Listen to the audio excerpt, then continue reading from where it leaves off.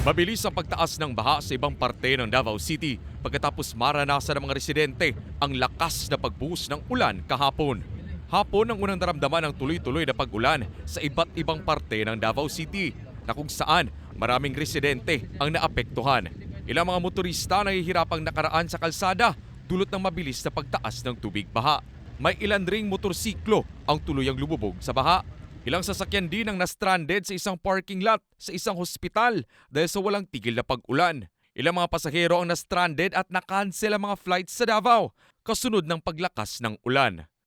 I will be in NEDA because we will reorganize the Development Administration Committee which will tackle some funding for Davao Region. Okay. Also, I propose to the RDC to create the Disaster Resilience Committee para didto galingon ang mga proyekto nga papunduhan nato sa national government. No, we are craving for more funds.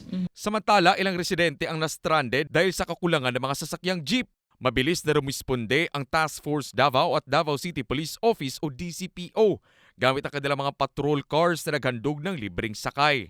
Paalala ng Office of the Civil Defense 11 ang muling bigyang pansin sa mga flood control projects para maiwasan ang mga problema sa baha.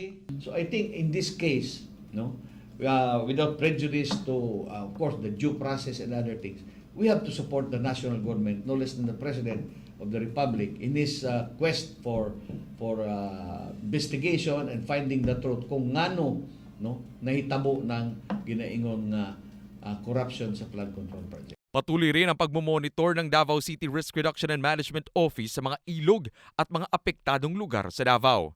Ayon sa Pag-asa, ang pagbaha ay dulot ng easterlies na nakaapekto hindi lamang sa Davao City kundi maging sa ibang lugar ng Mindanao. Sa ngayon ay humupa ang pagbaha at nakakaranas ang Davao City ng init ng araw. Israel Damaulaw para sa Pambansang TV sa Bagong Pilipinas.